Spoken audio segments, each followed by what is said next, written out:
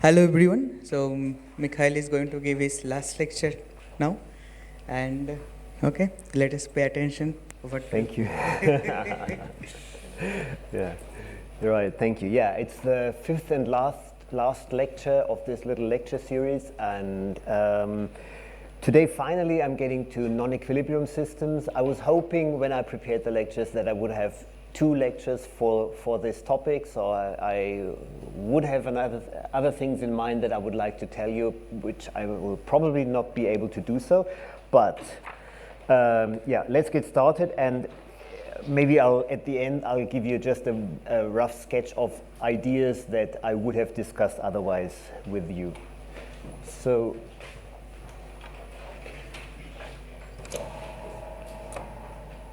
the general topic today should be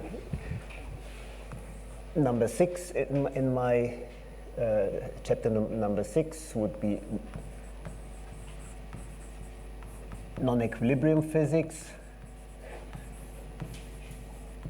and of course not in general, but non-equilibrium physics of quantum systems and of long-range quantum systems. And I use the word non-equilibrium mostly for like dynamical properties, so it's just looking at time evolution.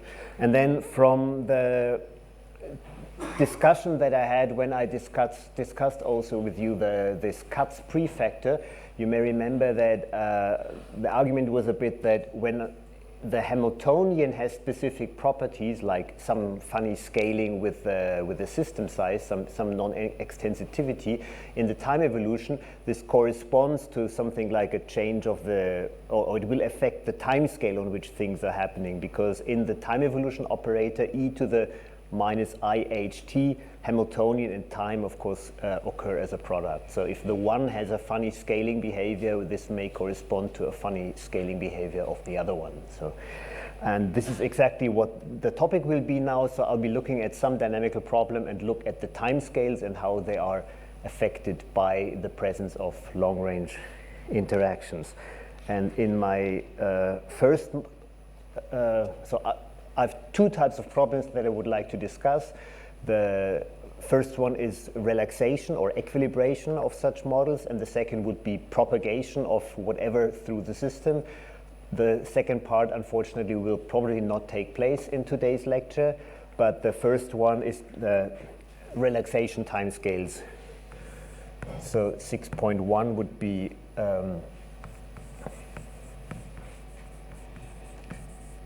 relaxation timescales that I would like to study. Right, and I follow the usual strategy that I've followed in all these lectures. I try to present you the simplest model one can really come up with, or that I could come up with, to discuss the effect that I find interesting.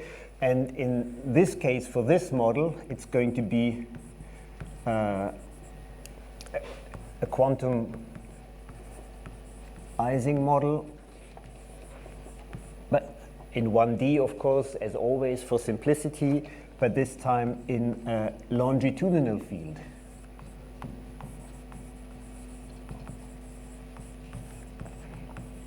So the field is not going to be in x direction as it was before, but it's going to be in z direction, which is the same direction as the spin-spin couplings. So we write down the Hamiltonian, the usual minus j.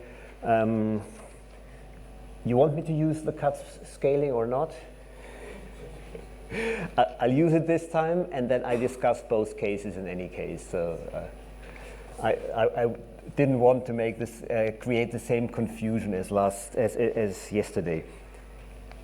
So, and yeah, sum over pairs. This is always my notation for sum over all distinct pairs of ij's, and then sigma I z, sigma j z, the usual Ising coupling that we have been using so many times. Minus h sum over I, sigma I, and now the only difference really is that I put a z up here.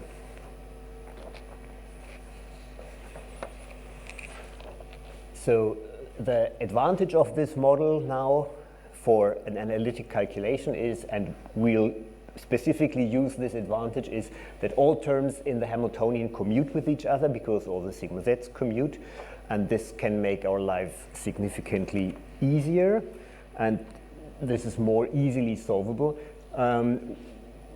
So if it's easier, why didn't I use it for the other problems we were considering in the previous lectures? Well, this model does not show a quantum phase transition, and it does not show a thermal phase transition. It does for sufficiently long range alpha, but it wouldn't have been a good model for the study of the quantum phase transitions that we were looking at.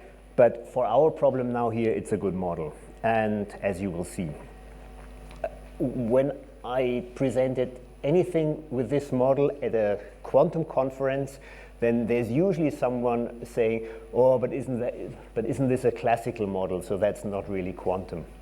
And so the comment is yes and no. So what people have in mind and why they would make this statement is, if you use this model for equilibrium physics and you calculate the partition function, so you write down trace of e to the minus beta h, exactly as we have done that, then you can do the trace in the sigma z eigenbasis, and then the quantum partition function is exactly the partition function of the classical Ising model.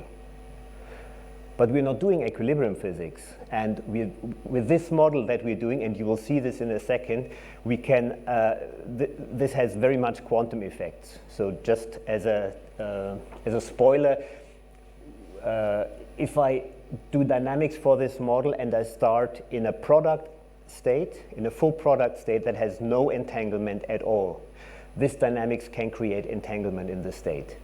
And I would claim that creation of entanglement is as quantum as it gets. So for dynamics, this model is certainly quantum mechanical. Good, so let's get started.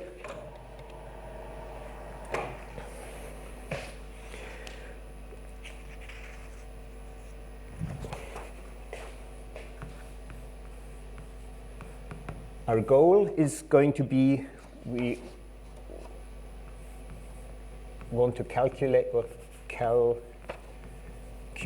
the time evolution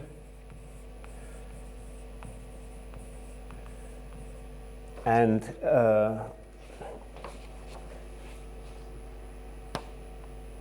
of an expectation value. I'll call it mx, so it's the x component of the magnetization. So mx is just the sum over the sides and the sigma ix component. The z component, of course, would have been boring because it commutes with the Hamiltonian and then there will be no time evolution, but in this, the x component can show something interesting. So already at this moment, by choosing an observable that does not commute with the Hamiltonian, I'll get non-commuting objects in my physics question, and then I'm doing something quantum most likely, right? So here, what I will do, I'll use specific observables and specific initial states. We just want one example where we can do a nice calculation for pretty much arbitrary system sizes, which is not so super common for dynamical properties of quantum systems, and this is why it's going to be quite a specific choice in the following. So we'll also choose an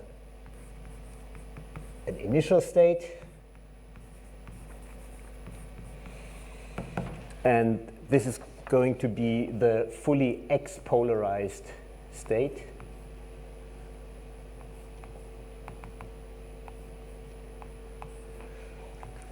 So a product state, at every side, it's a fully x-polarized state, where my notation of this arrow to the right is just that it's in the usual sigma z eigenbasis, it corresponds to the up plus down superposition here. Yeah, this is the single side one, and then I take a tensor product to have a many body state for a system with many spins. And I mostly use the notation not in terms of state vectors, but in terms of density operators. So I'll call this guy rho, well, let's say times 0 because it's my initial state. And this, the corresponding one, then will be, of course, let's do it like this. The fully, well, yep, this one here.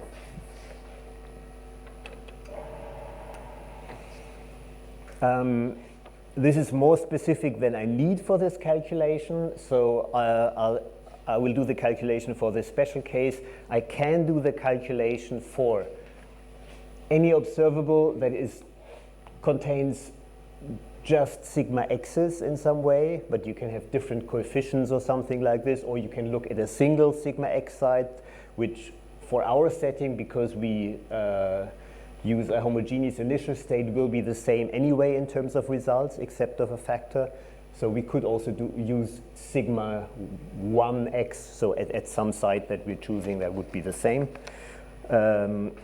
And I could also do more general initial states, namely all initial states that are in the matrix form diagonal in the sigma x eigenbasis. So this is, of course, as a product state, this is a diagonal matrix in that basis, and anything else that is diagonal in the sigma x eigenbasis would do as well for the exact same calculation. And if you want to look up something here, so this is a paper by myself published in PRL 2011. Right, as I said, we want the time evolution of the expectation value mx. So we take the trace of the, well, I'll do this in the, the initial state, the row 0, and then I'll do the time evolution in the Heisenberg picture. So I'm going to time evolve the observable. It's my choice. I could time evolve the initial state as well, but it's going to turn out convenient. E to the I h t m x e to the minus I h t. So this is what I'm going to compute. And then, as in other problems before, whenever I want to perform a trace, it's useful to decide on a good basis to do this, one that suits the problem. And in this case, it's going to be the sigma x eigenbasis, in which this operator is diagonal. So trace, so this is our choice in the sigma x eigenbasis.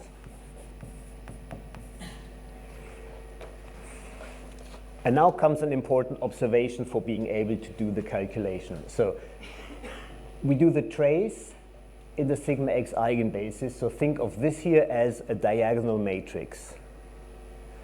Now, for doing the, so we do the trace in this basis, and in this basis, this here is diagonal. And now if we think of this here as one object, like the time-evolved, in the Heisenberg picture, time-evolved operator mx, the trace involves only the diagonal elements. This is diagonal. This will not be diagonal, but only the diagonal elements of that object will be relevant for computing the trace, just because of the matrix product and because we do the trace. So what the only thing we need to take care of is diagonal elements in that x basis of that object. So this is going to be the task of what we are going to trace in sigma x eigenbasis. So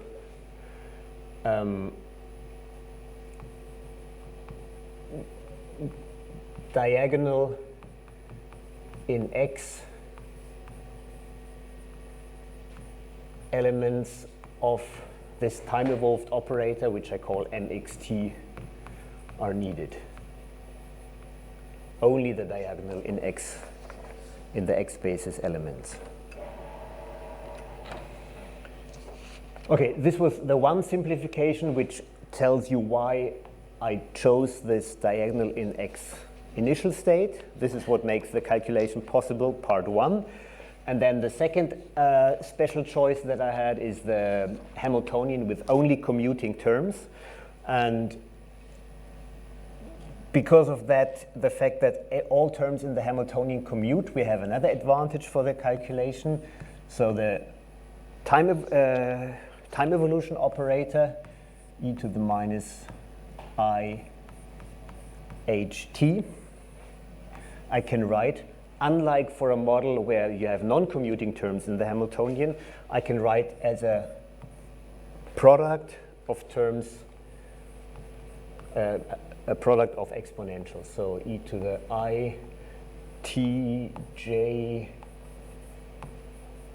n n sigma I z sigma j z by I minus j alpha. And this here is over all products ij, because I mean I get this product from the sum in the Hamiltonian here, so it's going to be the same indices.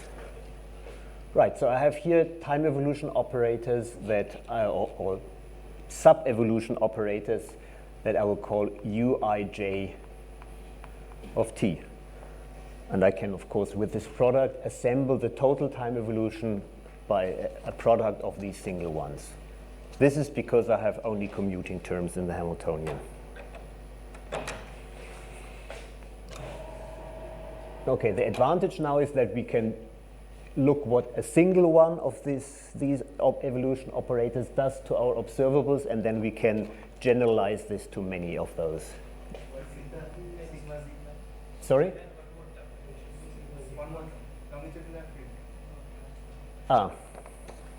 Yes, you're right.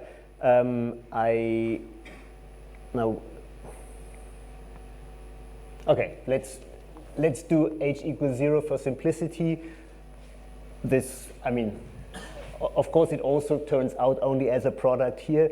It's going to be even easier to compute. I'm only going to do this part, and I'll claim, but you're right. I missed the h. It's in here actually, h equals 0 for simplicity. Let's do that. Good. Another question, or was it the same comment? Same comment, okay, yeah.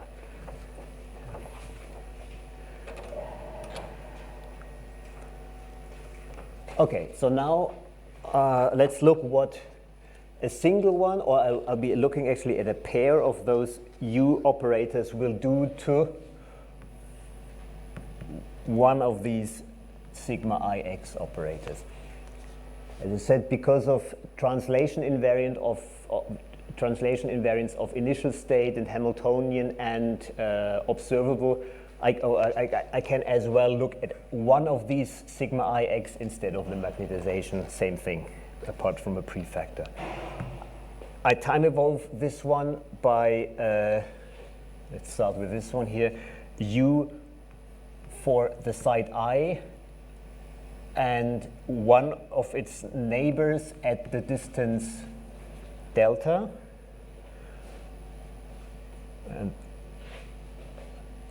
And because it makes the final result easier, I also do the one with I minus delta, so the one on the other side.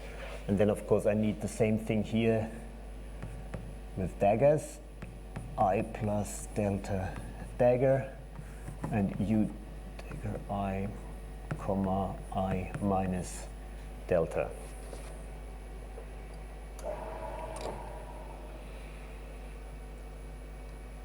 Now this is now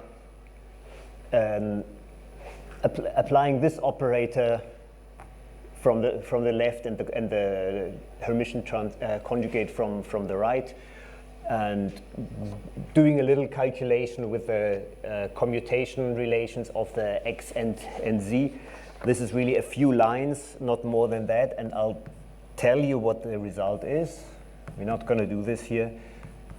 Sigma ix cos squared 2t j n n divided by delta to the power alpha minus some constant ci, sigma iy, sigma I minus delta z plus sigma I plus delta z.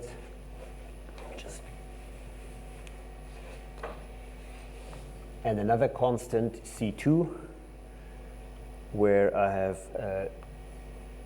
sigma I minus delta z, sigma I x, sigma I plus delta z.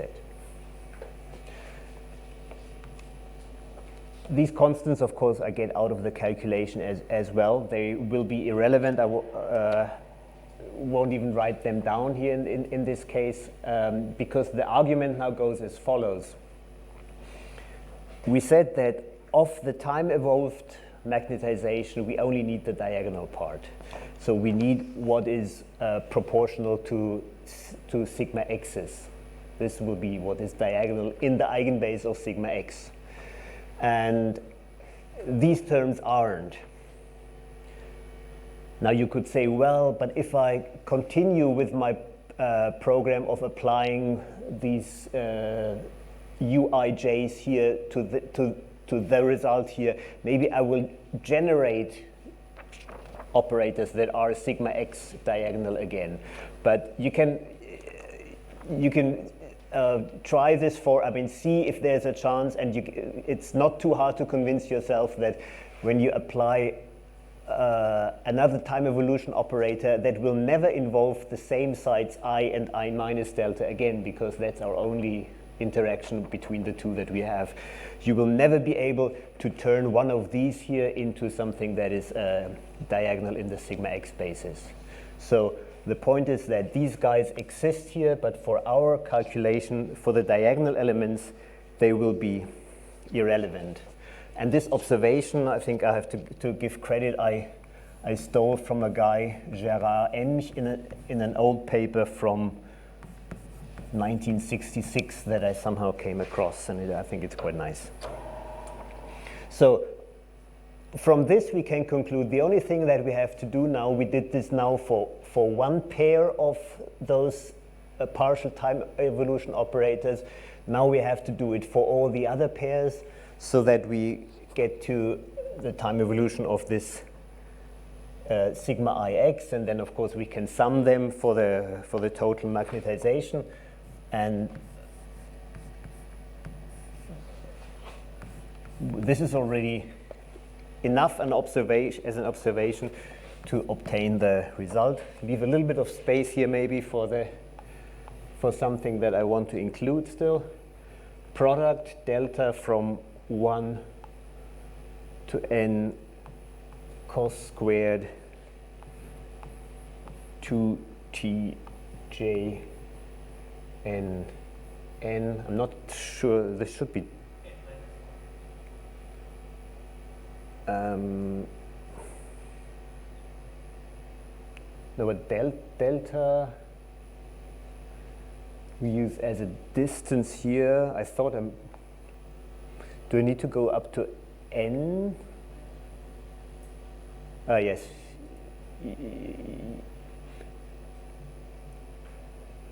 Yeah, so at this point I'll have to think about boundary conditions in some way, if I do periodic ones or not.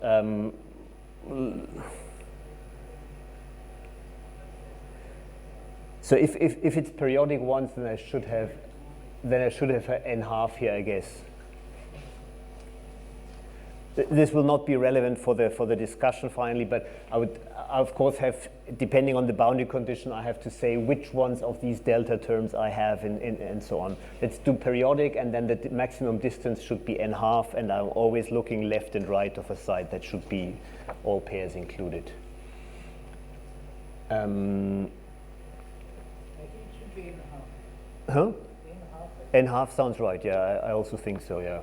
Because it's 1D and you're taking the minimal distance. So Yeah. the distance is This way around minus j. or that way around, the ring with the periodic boundary condition should be the same, yeah. This here divided by delta to the power alpha. This is the result that we get out of this calculation, and then I just tell you that the magnetic field terms give just a cos 2h t contribution. This is something that is really super easy to work out. And it's for the question of relaxation that I'm going to study. I mean, this is a oscillation with this frequency. It's not going to be very relevant for the question of relaxation. For all the plots that I'm going to show you, I set the field to 0 anyway, and it's, yeah, no difference here at this point. Yes? We were saying that sigma ix will never appear in this closed. I mean, here we have a sigma ix, that's a term that we keep, but you won't have a chance to transform one of those terms again into a term that is, it's okay that sigma ix occurs like it does here, but you want a term that has only sigma x's. This would be diagonal in the x eigenbasis. This one has an x, but that's not enough. But you wouldn't have a chance to apply, say, another u that turns this guy here. So you may use a u that applies on this side and on some other one, but then it will maybe transform this here into an x, but the other one will create another contribution that will not be x. Yeah, yeah. And of course, I mean, it's maybe a bit confusing. I use sigma x as the eigenbasis, which you usually think of as sigma z, the one that is diagonal. That's the usual. But it's clear, if you choose x to be the diagonal one, z and y will be non-diagonal. That's the property of the Pauli matrices. And in presence of the magnetic field, Yeah. there is some extra effect of the oscillation. This is the effect of the magnetic field. So something like is it called a Larmor precession, I think, of a spin? So that is just a frequency set by the magnetic field strength.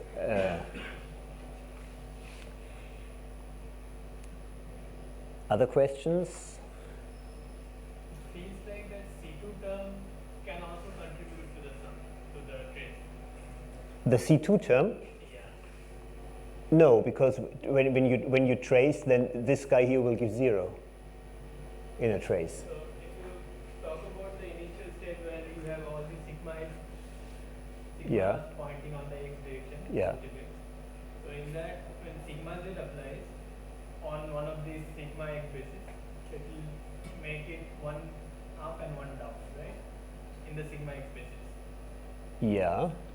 And that two contribution, and if you talk about the I plus S one, that will also get two terms. One of them is up, one of them is down in the sigma x. Yeah.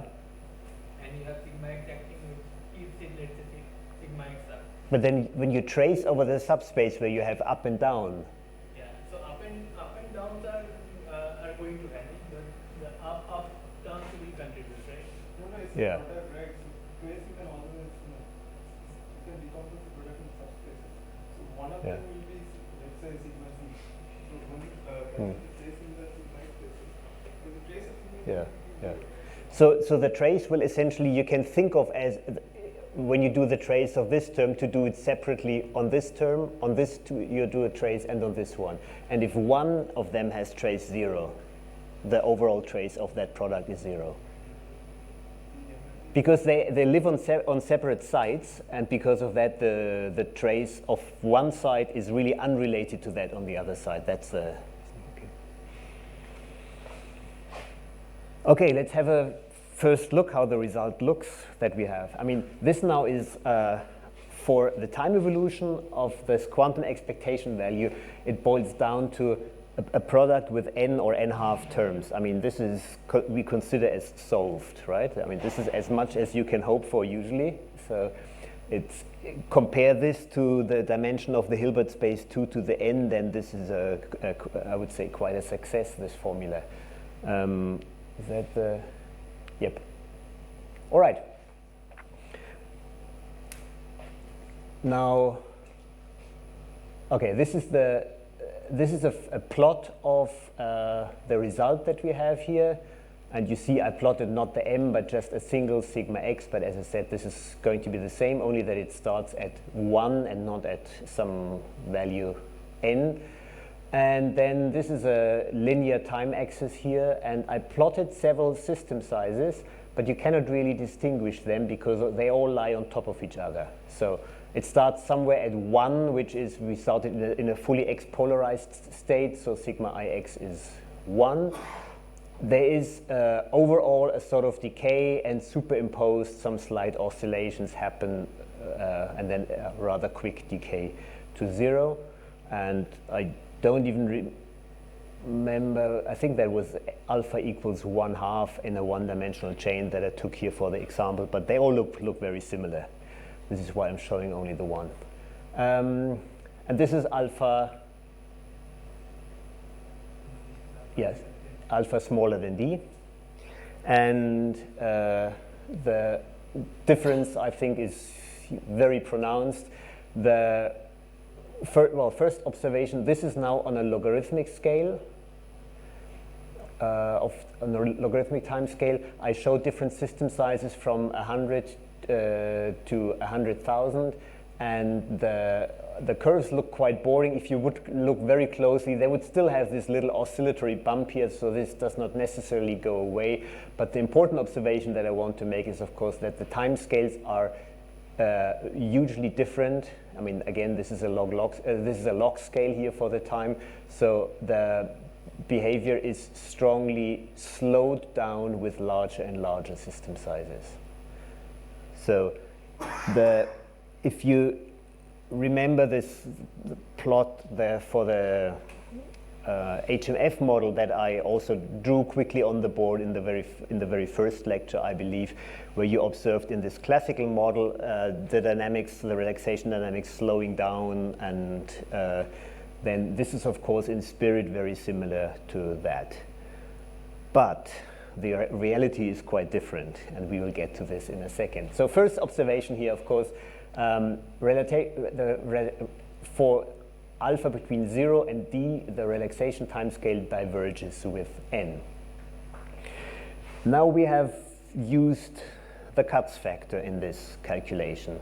And what does this factor do? So the Katz factor goes to 0 when the system size becomes larger, and this is in, and if you put that in the time evolution operator, so then the Katz factor will slow down the dynamics of the model.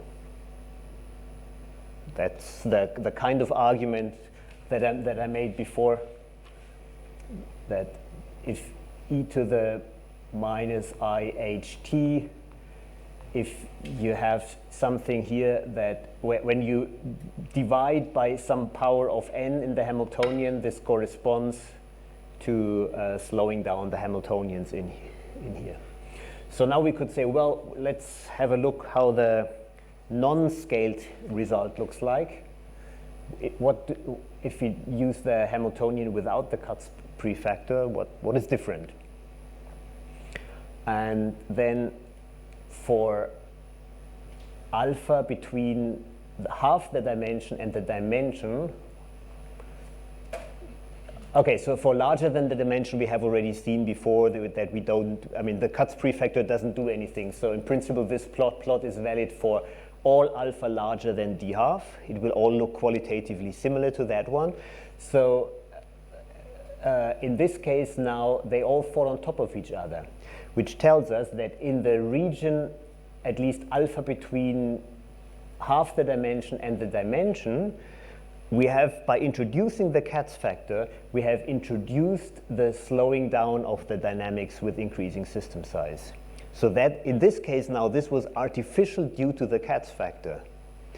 And I mean, when I discussed this Katz prefactor in a previous lecture, you remember that I was saying, yeah, you have to look at the problem that you're studying and ask yourself if you're doing the right thing by introducing the factor to get an interesting limit of something. So if I were to study this situation here with an alpha in this range of values, I would not use the Katz factor ideally, because this problem here, if I perform a thermodynamic limit, then I would get, well, exactly the curve that you see, and this gives me a lot of information. If I would perform the thermodynamic limit of, sorry, let me get back, of this situation here, the thermodynamic limit tells me that I'm going to stay at 1 forever, which is very little information. Or it's also information, but it's less than I have in the other case. So this is why I want to advocate that, considering this problem that you have, choose the prescription accordingly. And now we go to alpha between 0 and d over 2. Now this is again the plots without the Katz prefactor, and now we see a system dependence in here. So this is one that is not given from the Katz factor, but this is generated by the long-range interactions. But the direction that it goes now, with larger system size, the dynamics becomes faster and faster, which is the opposite direction of what we had before with the Katz prefactor, and is also the opposite direction that we had in the HMF model, where it always was slower.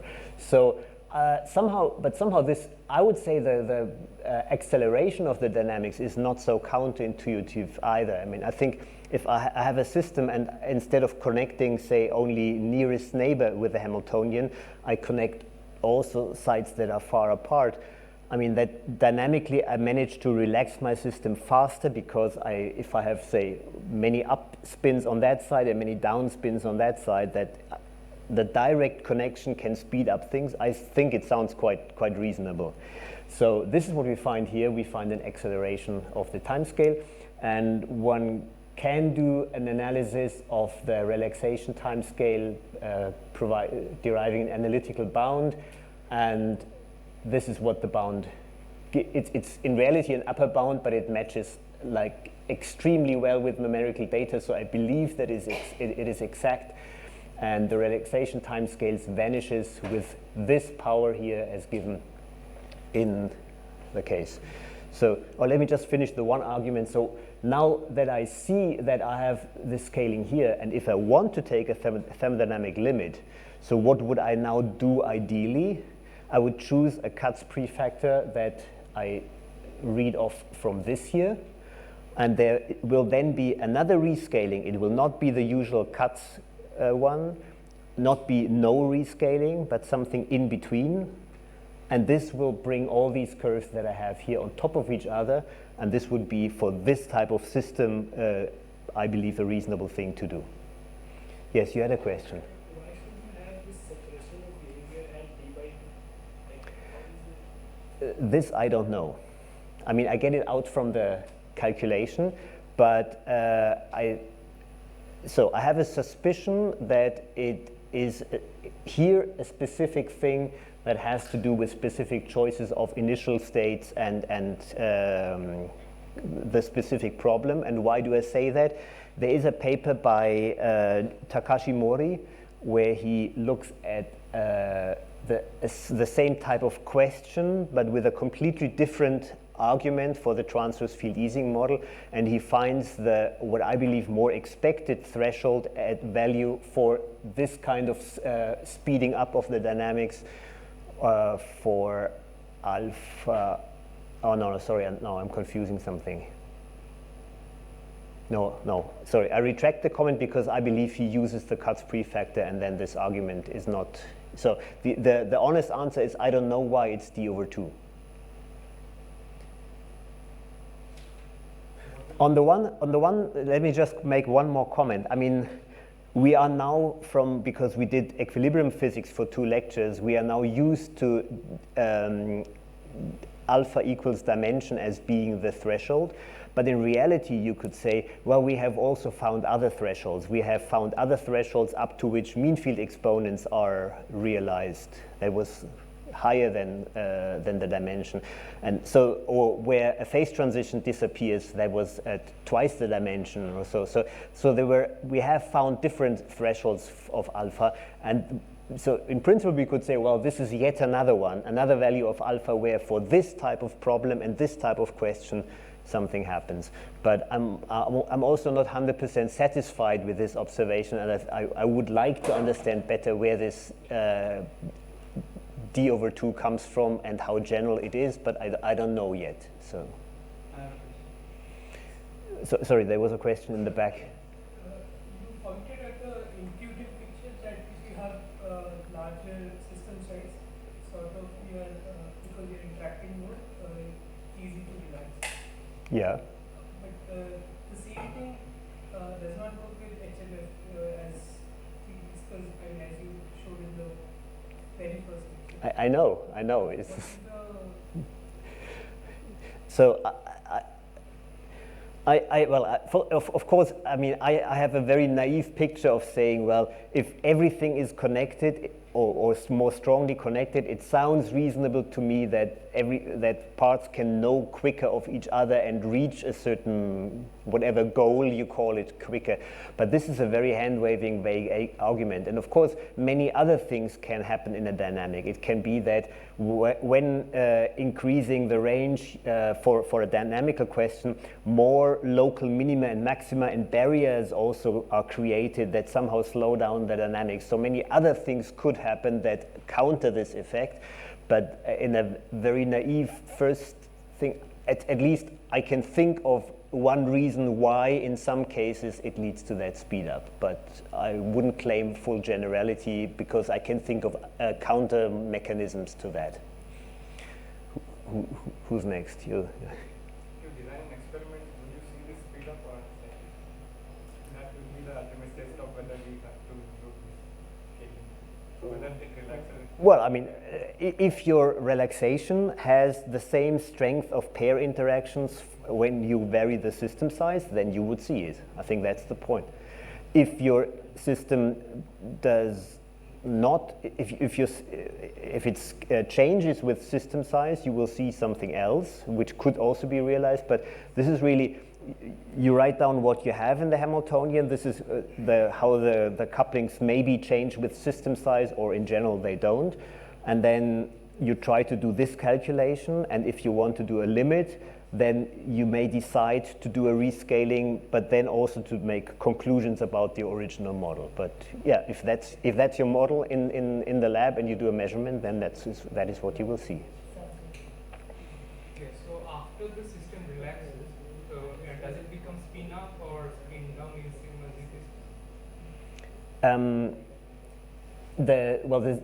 sigma z cases? In sigma z is conserved. Right.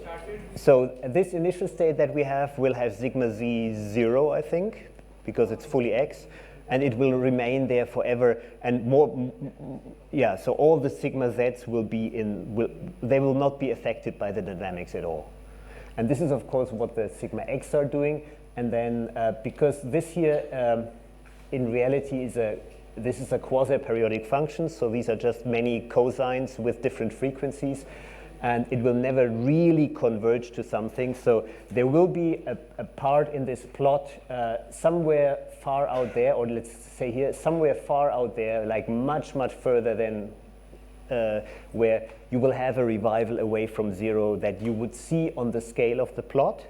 But it will be so far out that you have to consider it as equilibrated for all practical purposes. So usually the time scale at which such a revival away from 0 will happen will be exponentially large with n at least, and in non-integrable model it's believed to be doubly exponential in n, so it's at incredibly late times for large system sizes. And this is why in such problems you may want to do a thermodynamic limit, because you can study equilibration in that limit, because you will push the time of such a revival out to infinity. And then in the thermodynamic limit, we have proved upper bounds on the dynamics where you can really say you will stay down there in the infinite system limit, which you would not be able to do. So this is why this discussion of the Katz prefactor has a relevance. You may want to do a thermodynamic limit to do analytics in such a model, like upper bounds. For all practical purposes, it's an equilibrium, not a steady state. Yes. Yeah. No. What was equilibration? There is no like oscillation. No. There is tiny oscillations around there, but you would ask. So for the questions of. Other observables, mx is tiny oscillation. I can understand that. Well, for finite systems, there will be oscillations, but they will also go down with the system size. So in the infinite system limit, with a suitable scaling, which in this case here would be no scaling, you really can, in the thermodynamic limit, you get a result that goes down here as a smooth curve and stays down there, and that's it. So Mikhail, in the previous one, this time scale was proportional to n. Can you go back one slide? Yeah, this one diverges with n, so it's proportional to n. So if I multiply this by into n, the normalization, Yeah. then I get the other one. Oh, it diverges with n? Linearly with n, or what? Because then No, I seem to get no. the other one. So if it is proportional to n, No, then I multiply no. by n, which is into the alpha by d minus 1. You know, if it is proportional to n and I multiply by n to the alpha by d minus 1, then I get the other time scale that you claim in the next slide. Yeah. N to the alpha by d minus 1. Oh, sorry. Is it just that? No, there is a, no. so that was proportional to n and we multiply by n to the alpha by d minus 1. That makes it n to the alpha by d minus 1, which is this. No, but No? so I mean, okay, before we had N. n. And then you multiply by this normalization, which scales as n to the alpha by d minus 1. Okay, now hang on. So let's, here if I have this result, this is for without the rescaling. If I do now a rescaling, then I will, Get n. No, because No. rescaling meaning I divide by n to By- the alpha by d minus by 1. you divide by alpha minus 1. Alpha by d minus 1. So what do I Yeah, okay, dimension is 1 here. So alpha minus 1. Yeah. So then what do I get? I get square root of n. Huh?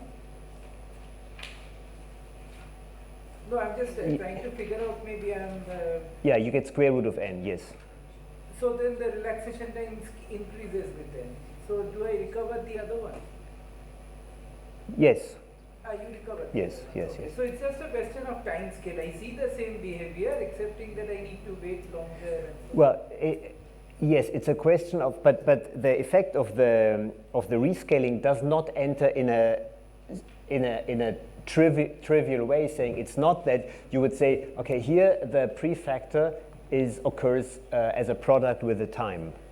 So you would say, well, from this, shouldn't I expect that the time scale then scales with n? That's not so. But this one, if I have to translate back Yes, and yes, forth yes. between the right-hand side plot here Yes. and the one in the previous slide, I can do that easily by Yeah. multiplying or dividing by nn. Yes, the normal. yes, Okay. that's correct. Yeah. Yeah. So that's it. So the fact that in one case the relaxation time increases with n and in the other case it decreases with n is just a manifestation of this thing, Katz scaling not being there or being there and so on. Yes. No, this absolute. So the difference between this set of plots and the previous one is a trivial one related to the Katz scaling, but the fact that we find the scaling that we find, like this exponent, this is a non-trivial one. This you don't get easily from looking at the equations or something like this. Yeah. Just want to clarify that you are mentioning the dimensions, but you showing the results for one dimension, right? So the results I'm showing here are all for one dimension, but the scaling here I can prove for higher dimensions as well. Yes, yes, yeah. Prove in the sense of I can derive an upper bound on this result in the large n limit, and the upper bound shows this behavior, and it seems to match perfectly with the numerics, but I don't have a lower bound. So I just want to understand whether the geometry of the lattice Yeah. will be important The geometry enters the lattice dimension. The lattice dimension. Well, hang on, is that true?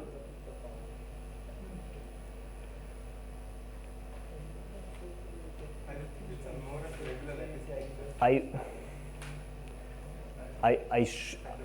No, I don't think it should make a difference. I have done the calculation for triangular lattices, and this was because it's linked to the experiments with the ion traps that I showed you, where the natural Coulomb repulsion gives you a triangular lattice. But in the end, for the behavior at large distances, the only relevant you have some, say, density of spins that you're affecting with interactions that have a certain strength at that range. So you do like slices at a radius, and you look how many spins are in there. But this will not really change significantly whether you have, apart from a prefactor, whether you have triangular or a square lattice. So claim is lattice independent, only dimension. Second question, the relaxation can depend on the nature of observables or the class of observable you are choosing, right? Well, absolutely. I mean, Do a statement general, I mean, the scaling that you were telling. in the scaling, like in this type of scaling, this scaling is for this setup. So in this, as I said, slightly more general, I can do a bit more general observables, a bit more general initial states. I can do different lattice geometries and so on. But if I go to completely different observables, I have no concrete results. Yeah. So people have done numerics, but then you get stuck at so small system sizes that it's hard to say anything. And yeah, so there are no general results, to my knowledge, that really answer much of this. Last question, I mean, let's say you restrict yourself to this kind of operators only, but instead of one, a single body operator, you can introduce two body operators. Correlations. Next slide. Okay, let me go to the next slide. So Vijay, I'm tempted to ask one question. Sorry? I'm tempted to ask one question. Okay. Should I resist one? So if one computes entanglement area, you take a subsystem, okay, you don't have a, yeah, you have a like structure, okay. Mhm. So does that show a change in behavior, let's say a different scaling at alpha equal to d by 2? Entanglement entropy, has that been looked into? Because some of the long range effects are more dominant when alpha is smaller. But entanglement entropy, like for the states that you get under time evolution as a function of time, is that what you're asking? Yeah. But for this you need to be able to do the time evolution of the state, which I can't do. No, but that has not been looked into. I don't think so. There is this paper by Takashi who does something, not computing a full state or something like this, because I mean this is really hard for larger system sizes, of course. But he does some estimation of timescales in some analytic fashion, and he gets a result that is very similar, only that he uses the Katz prescription, and I don't remember if I can translate it to the other one. Yeah. Okay, we said correlation functions was the question. Yes. Can you please give a reference by this time scale is derived from Yes. So it's a bit indirect. So there is the reference that I gave you of my PRL paper. No, it's not in there. But then there is a follow-up where a former student of mine is the first author. So it's by Maurits van den Worm and others, including me, and also including John Bollinger, who is the group leader of this ion trap experiment. And it's a new Journal of Physics paper from 2012. And there it's really done in an appendix for the triangular lattice and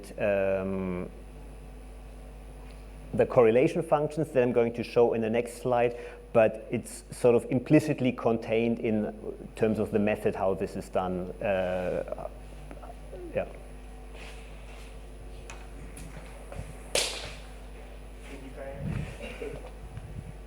I'm considering the case of alpha equals 0 with a cut prescription. Yeah. And then we have the production of the cosine square and 2tj, just 2tj. Yeah. So it is a oscillating part. Yeah. And it has the finite frequency. So you're saying if I do alpha equals 0, Yeah, alpha equals 0, then I have a finite frequency, yes. yeah. So even if we have the product, because it is a cosine Yeah, square, so yeah. it is 1 plus cosine 2, so 4 So you wouldn't see a relaxation in that case. So I do not expect a relaxation. Yeah. I, Yeah. what Yeah. I expect is the oscillation of the mx. Yes, I mean, I think at the singular limit, you're right, at alpha equals 0, you need a spread of frequencies in there. So you need cosines with different frequencies so that at some time scale they will cancel out the positive and negative terms in here. But if it's all the same, oh no, hang on, I think I'm. So it is a multiple. No, because it's a product of cosines.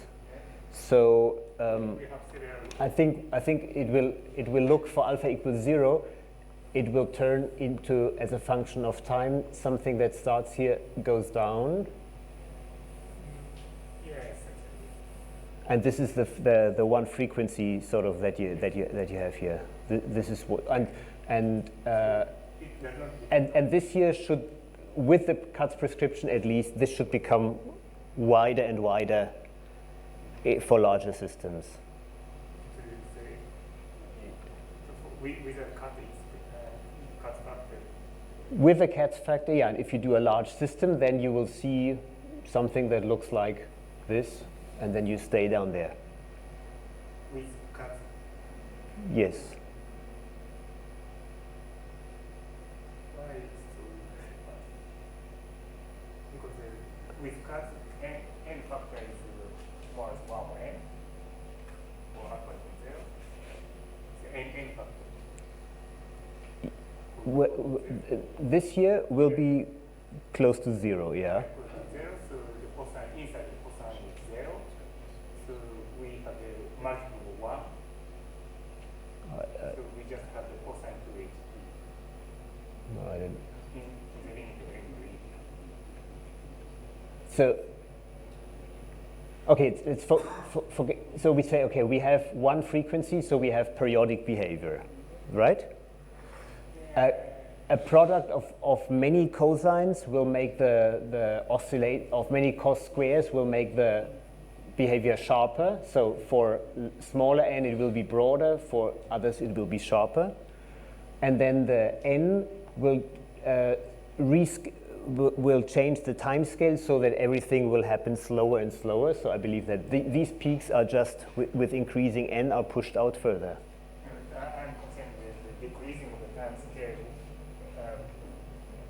If we increase the n for alpha equals 0, is it true or not?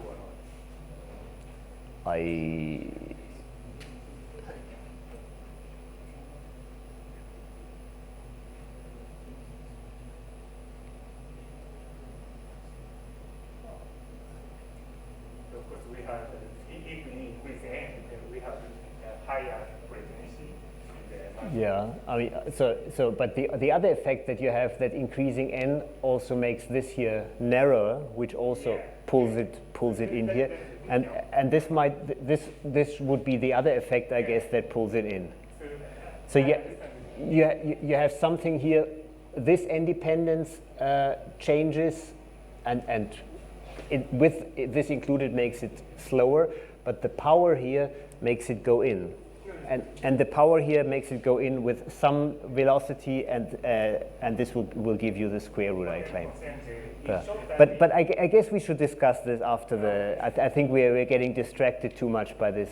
Yeah. Sorry, I don't want to cut you off, but I think let's. Yeah. Now I'm switching to the correlations.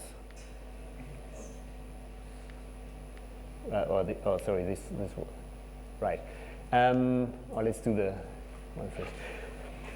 So what I'm showing you now is again the Hamiltonian without the Katz factor, and I first look at the values, well, of larger alpha. As I said, I could have done alpha from d over 2 up to higher values. I don't know why I put this here really. And what I'm showing here is the x, that's a little bit small, this is the xx correlation between sites I and j. So it's an x correlation function. Again, the z correlation functions would have been boring. The y correlation functions are very similar in the qualitative behavior that I'm going to show you.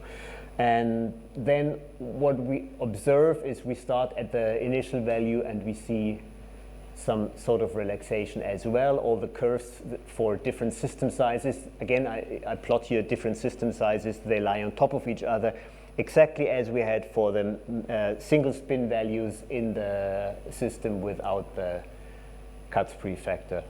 And if I look at small values of alpha in the regime where we had these different time scales, then what I see now is that there is a two-step relaxation process. And now there is a first step that depends on the system size, and then there's a second process that does not depend on the system size. And this is without cuts. So this is the smallest system size, and these are the faster ones. So actually the first time scale behaves exactly like the single slide observables that we had before, like the mx that we showed before. This is the same scaling of becoming faster with without the cuts rescaling, and this second time scale remains constant. So now, in a second, let me just finish now if we think of my previous statements about whether or not we should introduce the Katz factor, now we're in trouble.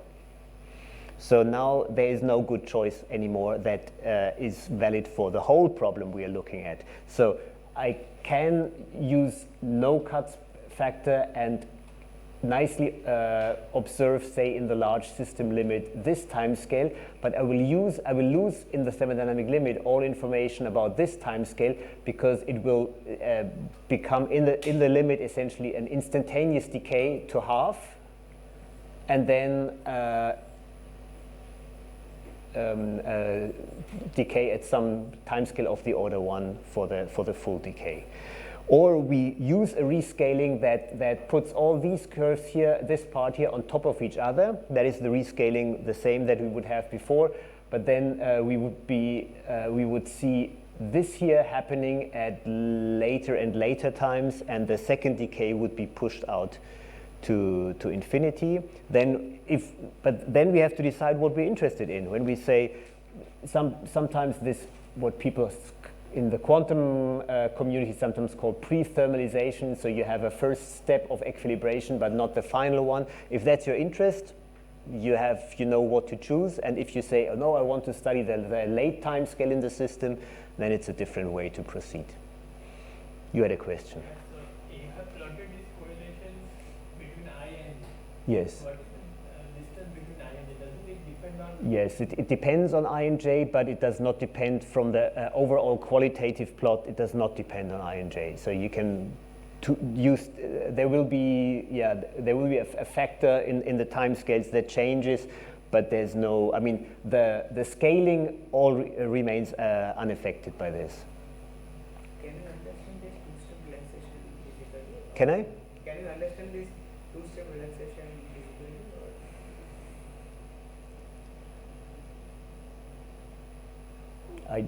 I don't think I know how to explain this. I mean, in a calculation, you find out that what here was one product type term with many trigonometric functions, you get a sum of two terms, and one has the one time scale and one has the other. But why do you get a sum of those two terms? I get it from the calculation, but I wouldn't be able to tell you what the physical properties of that state precisely are. Yeah, maybe this is also because I don't have full access to the time evolved state, unless I would do probably numerics for the model, but from my calculation, I don't have full information about that state. From the calculation, I only get information about the magnetization value, which is 1/2, but more information would be in the state. Yeah. And this is also for age equals to 0. Yes, so let me comment on this. Maybe I can also, this is addressing this comment, the same is true for the magnetization we've seen before.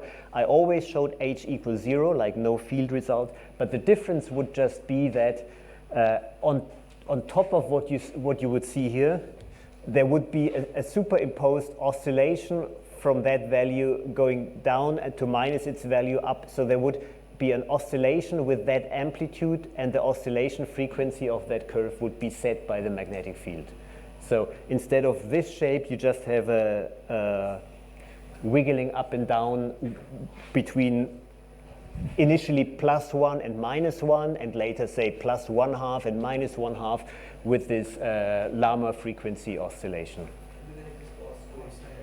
Yeah, this is just the cost term. Take this curve and multiply it with the cost term, and that's what you get. This is why I left it out, because for the question of the equilibration, it does not add anything. The relaxation time here increases with the system time. Sorry, With the system time, the time goes on.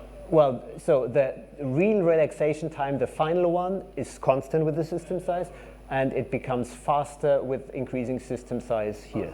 Faster. Yeah. Yes. Because again, this is where we have no cut scaling, where also the single particle observables relaxed faster with increasing system size. So really, the single site observables go down to their 0 value, pretty much exactly where the corresponding curve for this here goes to 1/2. So they're really correlations, and single site observables start out in the same way, and then they go down at the same time, and one stops at 1/2 and the other goes to 0.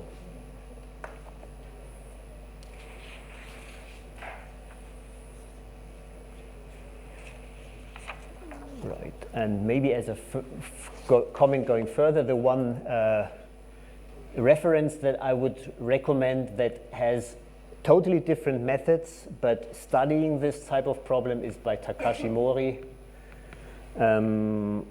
What is it? Journal of Physics A from 2019. And he looks actually at the transverse field Ising model with long-range interactions, and identifies two quantities from which he chooses such that where he believes this gives him a very fast and a very slow time scale, and he finds behavior qualitatively like that, so that you can have for long-range system these extreme time scales. But as a threshold value, I believe he finds the alpha equals D, but this might be because of the use of cut-3 scaling. About this, I'm not quite sure now. So this is what I have about the equilibrium problem. We can have a few more questions, and maybe then I have another 15 minutes to give you an idea of this propagation speed that is the other non-equilibrium situation I would like to discuss. You have another question?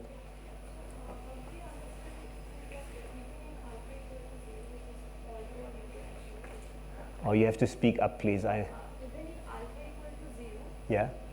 which is considered as the all-to-all interaction. Yeah. So isn't in that case why the transient depends on the system size, like the final relaxation time doesn't? Yeah. So it is independent of system size, like all this Yeah. large process. Yeah. But why in the transient it depends on system size? It's the all-to-all interaction. Yeah.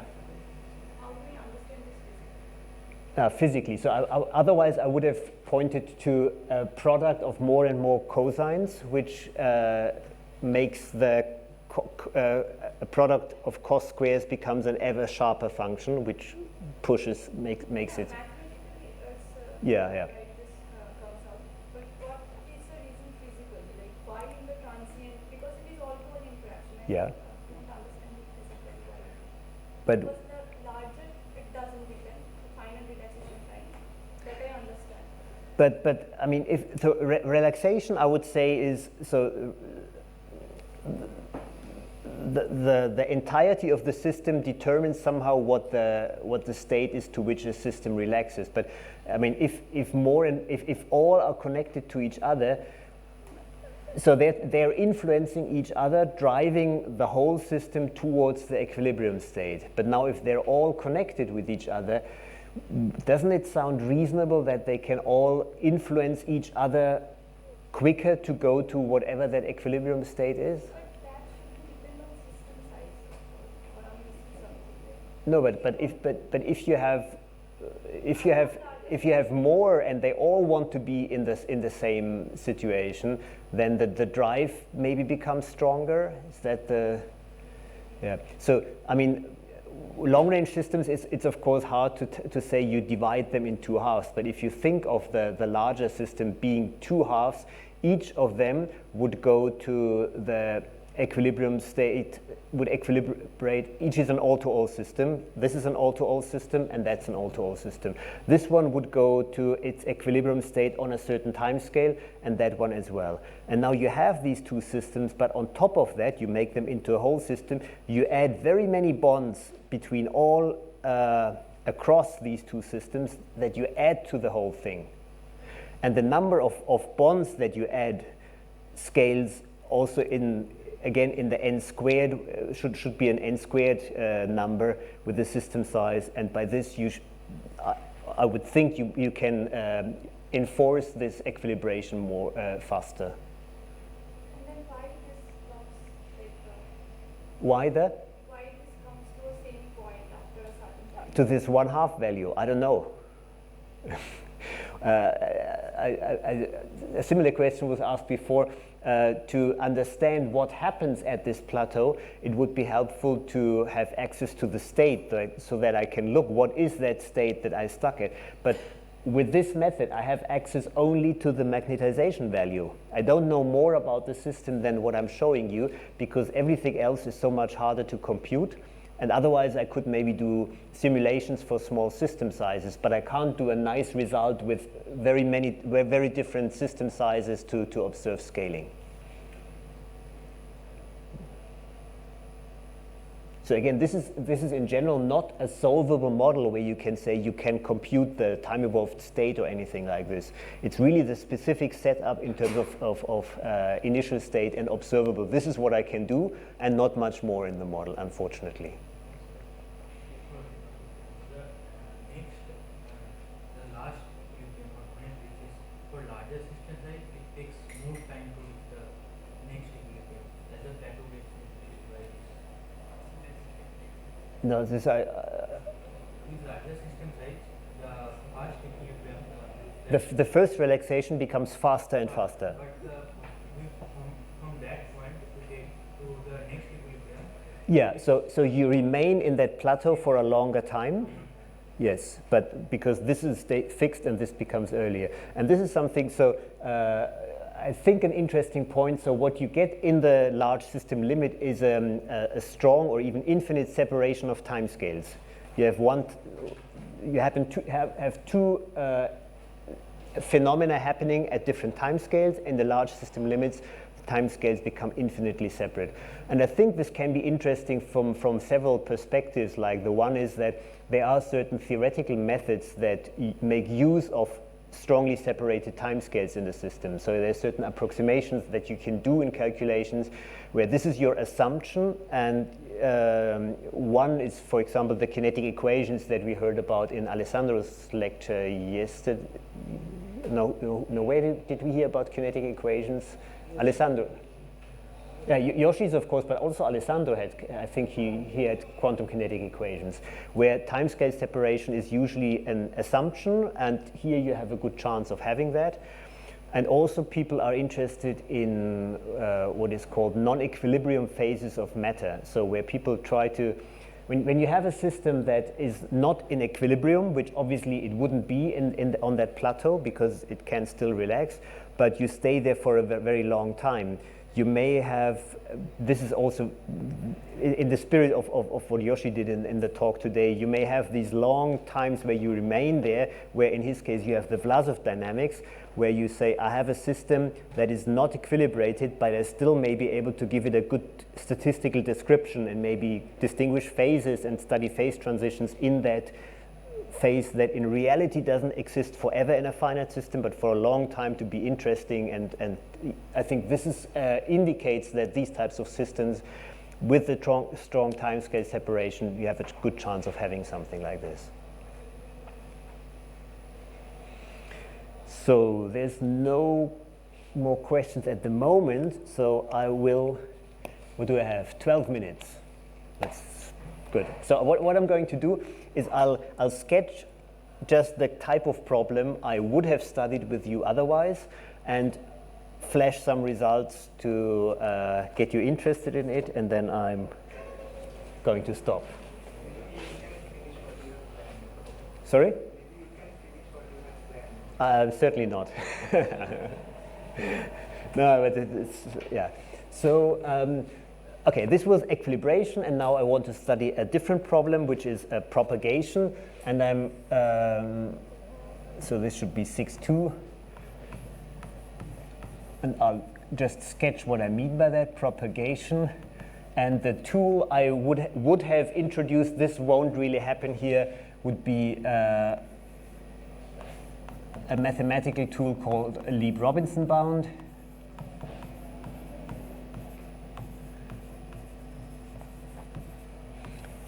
But I may be able to sketch one, but not really tell you much about it. Okay, with propagation, I mean something very simple. Think about a spin chain. Again, as usual in 1D, and as always, a generalization to higher dimension makes sense and is usually possible. And now what I want to do, I want to identify some region of the lattice. It could be several sides. Let me just take one now for simplicity and call it A, and another region somewhere else that I call B. And I'll be able to define a distance between these regions, which would just be what you think is the distance is in this case. And I want to ask the question, if I do something to that side, how long does it take to propagate to here so that I can see the effect over there? And I'm being very vague here, so there's many things that I can study at the same time, all with the same tool of Lieb-Robinson bounds. So I can ask the question, if I encode information here, how long does it take till I can read it out here when it propagates through the chain by the dynamics of the chain given by some Hamiltonian?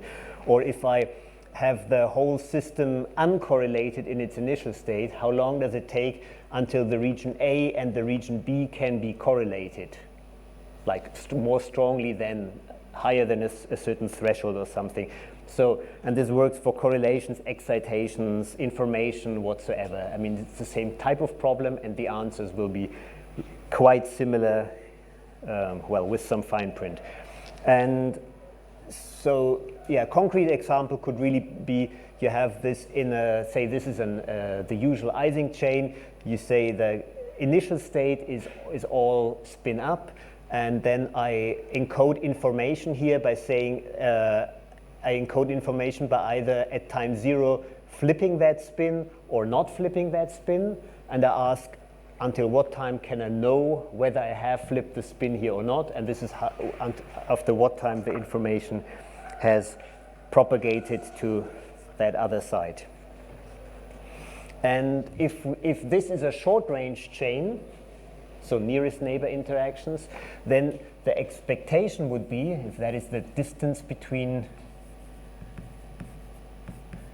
the region A and the region B, would be that the time before detection, or the time until detection, is proportional to the, so there is a proportional sign, to distance AB.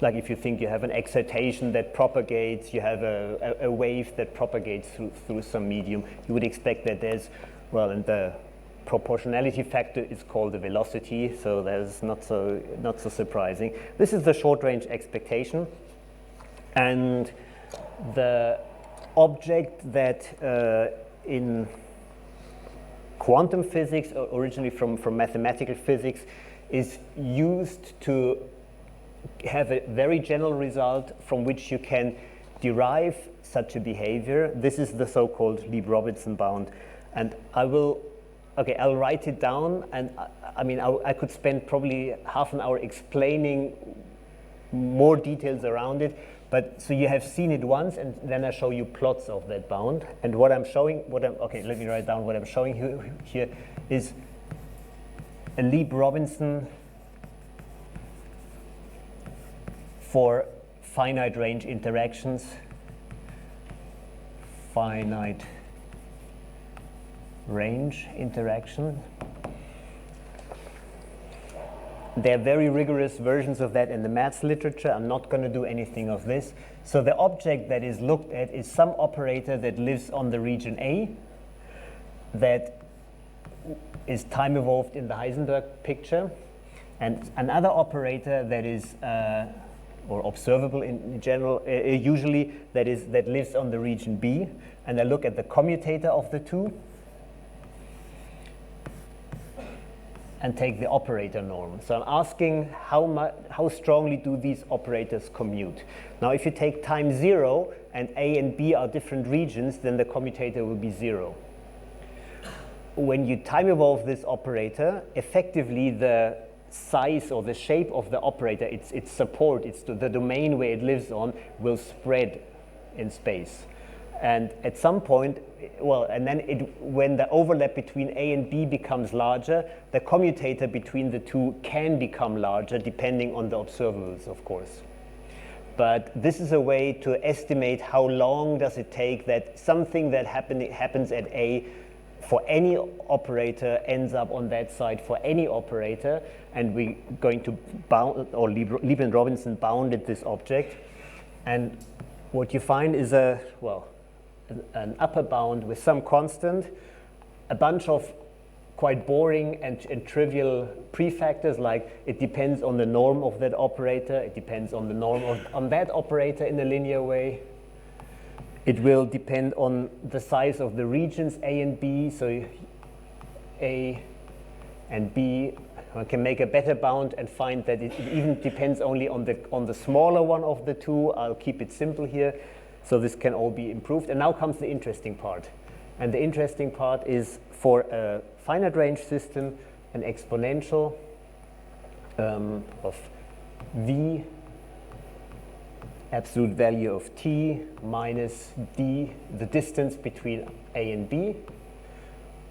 This divided by something that looks like a correlation length maybe, and that's it. So this is the, well, reasonably famous Lieb-Robinson bound. And now to illustrate what this tells you, so there is a linear relation between distance and space in here, so it will confirm the picture that I gave here, that you get a proportionality between these two, and it will tell you that the commutator between the two will be exponentially suppressed in a region that is given by this linear cone here. This is and I think I have prepared a picture of that. Yes, so this is what you get. This is the bound again. And so now this is distance here down there, distance from the region A, where I took two sides. This here, up here is time. And then the bound tells us that outside of that cone, everything is exponentially suppressed with the distance. That is what this factor here tells me. In this cone, in principle, this bound tells us that things can become large. That's not a real thing. One can do another simple bound saying that it will never become, this here will never be larger than, or I can replace this here by the minimum of the exponential and the number 1. So I can always bound this by these operator norms. That's also a quite trivial statement. So what we find here, and I think this is an intriguing result, we're doing non-relativistic quantum mechanics, Schrödinger equation, and we find something that resembles the relativistic light cone with, of course, not the speed of light as the velocity. Velocity is the inverse slope of that cone here, but with some other velocity, like the group velocity in a solid. And outside it can be, it's exponentially suppressed. So, and what tells us this, if we encode information here, and we ask at this size, when can do we have a chance of realistically reading out the information that we encoded, the bound tells us that at least we have to wait that long. Otherwise, the information will be exponentially suppressed. The bound is very rough because it's only a bound, so the reality will, of course, depend on which observables are you measuring, what is your initial state. This is all dropped out. The state, this is an operator norm, it's not an expectation value. The initial state is not featured in the bound. It's very general, but it's always true, so that's the good side.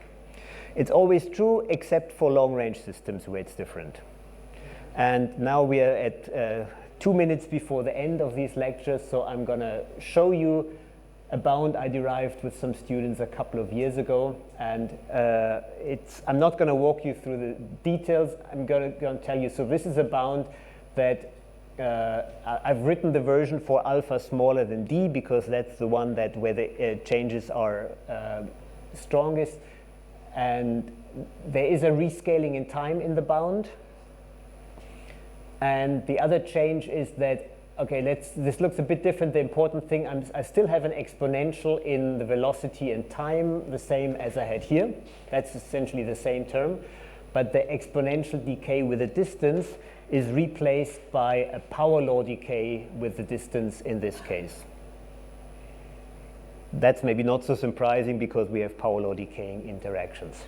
And even though you see the strong similarities, the methods of proof are very different. So the methods used by Lieb-Robinson, to some apply, but others do not. So it's not such a trivial generalization here or extension. But now I'm going to show you the plots. So what is different to the cone we saw before? This is for some system size now, the same kind of plot.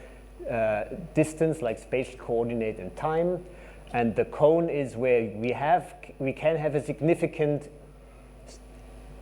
spread of information or correlation. So we can have a non-vanishing signal, and outside of the cone, it's as I said, power law decaying with the distance. But the shape of this cone now is it's not a cone, but it's something curved. And from this you can read off that it's going to, for this bound, it's going to be a logarithmic shape here.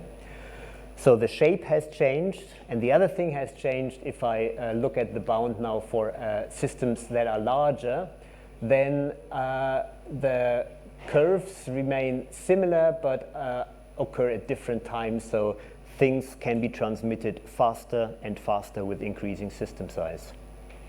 And this, if I don't do any rescaling of the Hamiltonian, which is not done here, this tells you this fits very well with the result before for the equilibration time.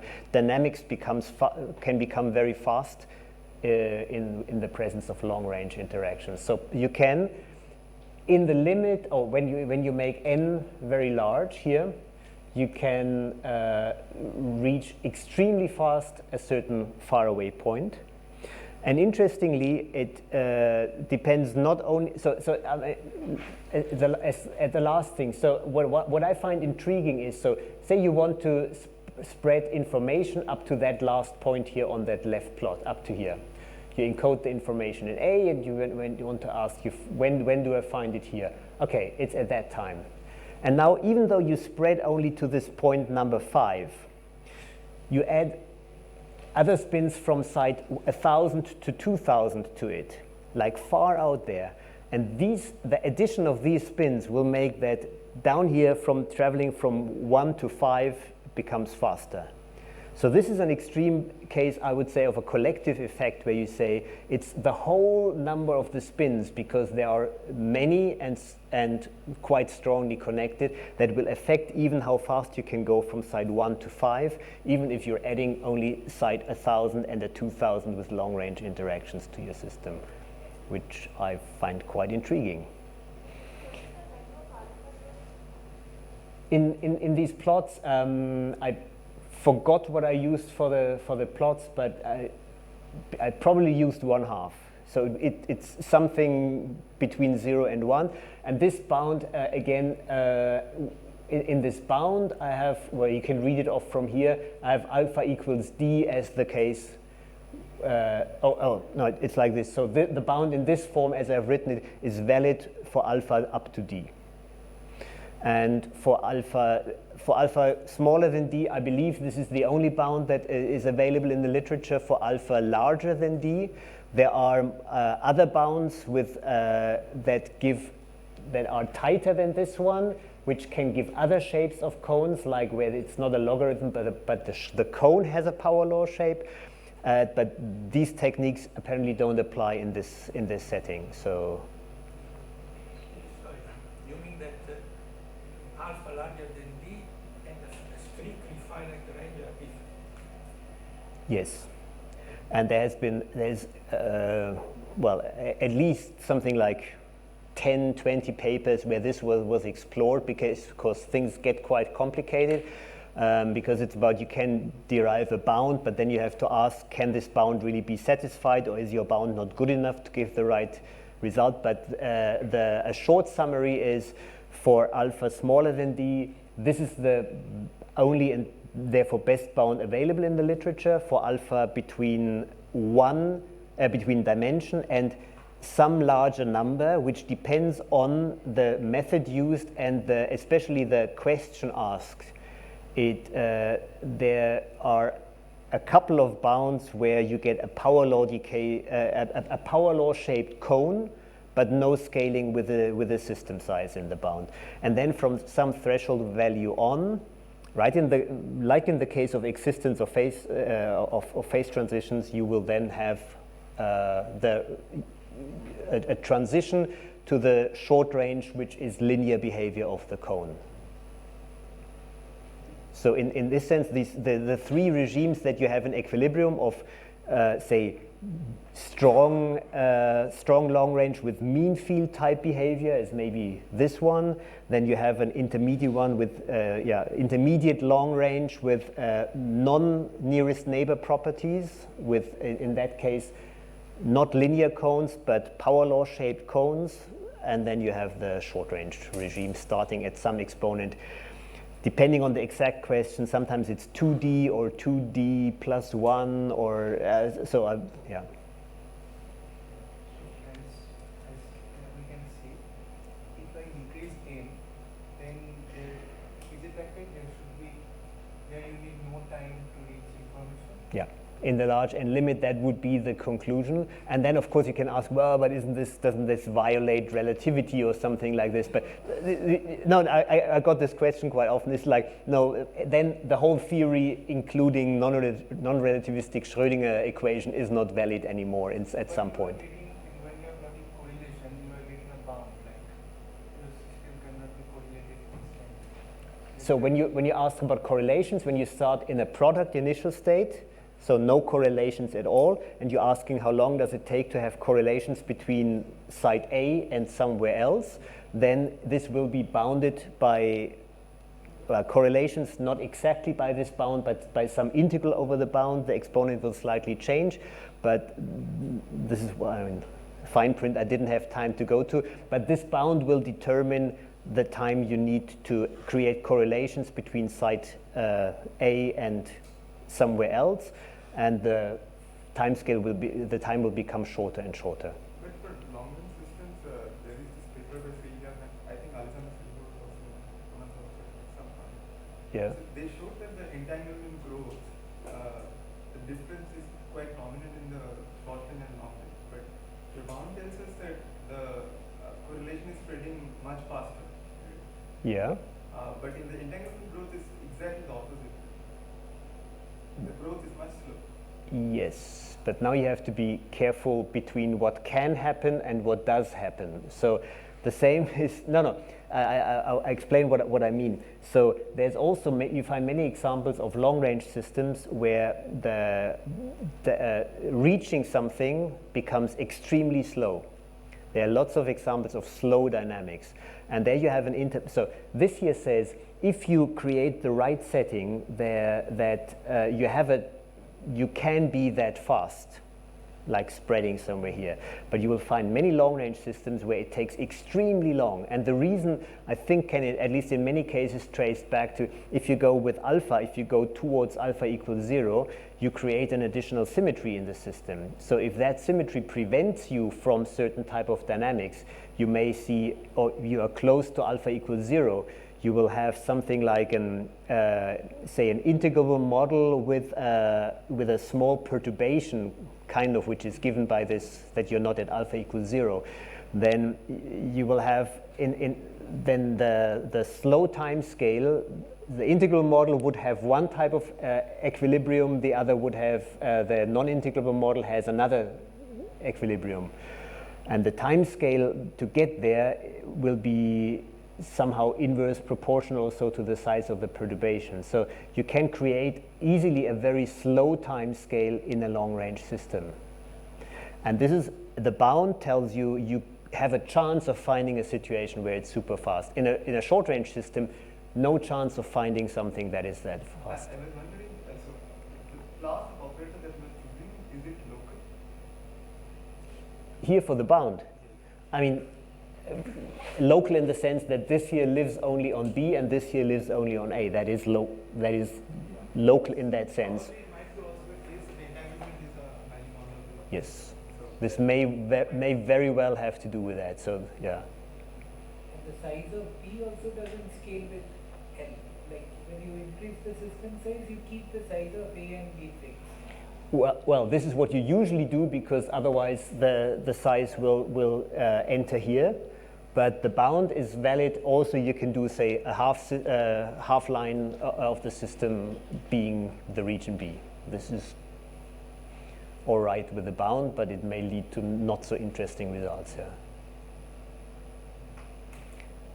So I'm done with what I wanted to tell you, and I'm only here for the rest of today and will be leaving tonight. So if there is urgent questions, I'm available today. Otherwise, I would stop at this point with the lectures. Is there any more questions? Okay, let us do. Thank you.